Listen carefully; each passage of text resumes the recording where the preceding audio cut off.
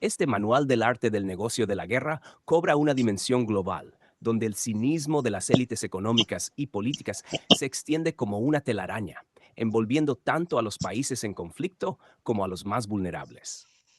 En este relato ficticio, que entremezcla realidad y sátira, se exploran los aspectos más oscuros de cómo el poder mundial se configura, no para el bienestar de las personas, sino para la perpetuación de un sistema que transforma la pobreza, la deuda y la guerra en activos rentables.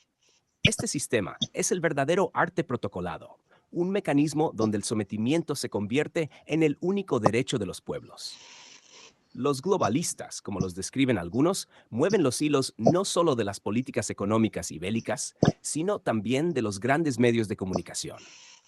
La Corte Penal Internacional, que debería proteger a los pueblos y castigar a los violadores de derechos humanos, es manipulada para servir a sus propios intereses, dejando en la impunidad a los responsables de crímenes atroces.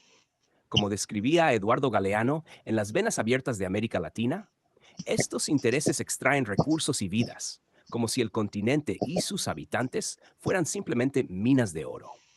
Aquí podemos evocar también a Fidel Castro y José Martí, quienes advertían sobre las garras de este imperialismo que se extiende sobre el mundo.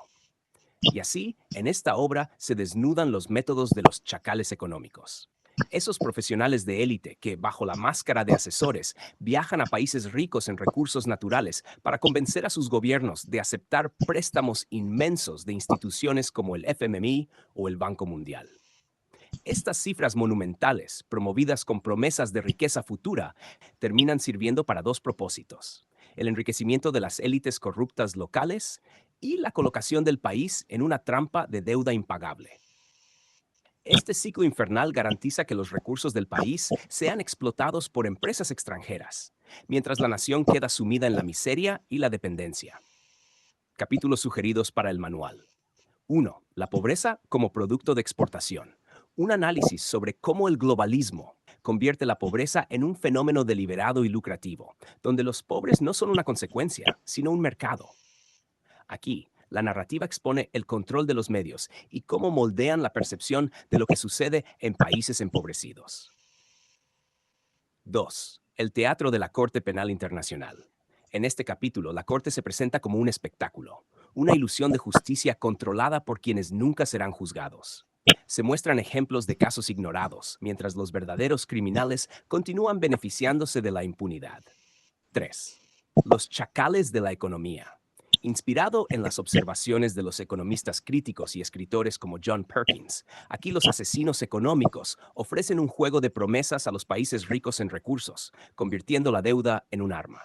Las promesas de riqueza se transforman en crisis y la crisis se convierte en sumisión. 4. El círculo de la deuda y la extractiva del norte.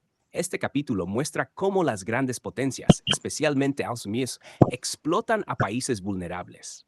El FMI y el Banco Mundial juegan el papel de titiriteros financieros que ajustan sus estrategias para mantener a los países endeudados y sin posibilidad de crecimiento. 5. El coloso de pies de barro. Una crítica directa al sistema financiero estadounidense, que con un gasto público desorbitado sigue al borde del colapso financiero. Mientras los intereses económicos globales se sostienen a base de deuda interna e inflación, la crisis es evitada solo a través de guerras y políticas intervencionistas que desvían la atención y nutren el complejo militar industrial. 6. El retrato de la injusticia. Inspirado en el arte de Salvador Dalí y René Magritte, se representa cómo la desesperanza y la pobreza se han vuelto parte de la vida cotidiana en países desarrollados, especialmente en Estados Unidos, donde cada vez más personas viven en condiciones de precariedad extrema. Aquí vemos a hombres y mujeres que, a pesar de trabajar sin descanso, se ven obligados a vivir en sus autos o en campamentos callejeros. Las dos caras del sueño americano. En este capítulo se ilustra cómo, mientras Hollywood y Silicon Valley celebran el lujo y el éxito, miles de personas sin hogar se esfuerzan por sobrevivir en las sombras de este brillo ficticio. Es la otra cara del imperio, donde los mismos que promueven la libertad económica son los que construyen su poder en base al sufrimiento. Hacia un manual oscuro y provocador.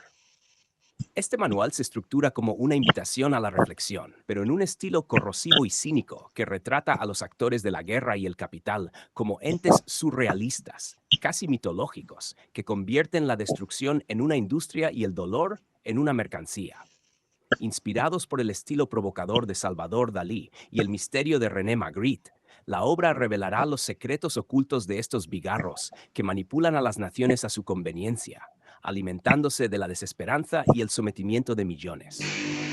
Es una narrativa donde lo ficticio y lo real se entrelazan, donde los dueños del capital y los creadores de la guerra son figuras que deciden, sin remordimiento, el destino de países enteros, aprovechándose de cada crisis, cada recesión y cada guerra para extraer más recursos y maximizar sus ganancias. Este manual es una fiesta oscura en la que la realidad se despliega con máscaras, un carnaval macabro donde la pobreza y la miseria son instrumentos de control, y donde, como diría Galeano, las venas abiertas de América siguen desangrando para enriquecer a unos pocos. Profesor Gerardo Gómez, Producciones. Contactos al teléfono 0981-835-801 y 0971-288-088.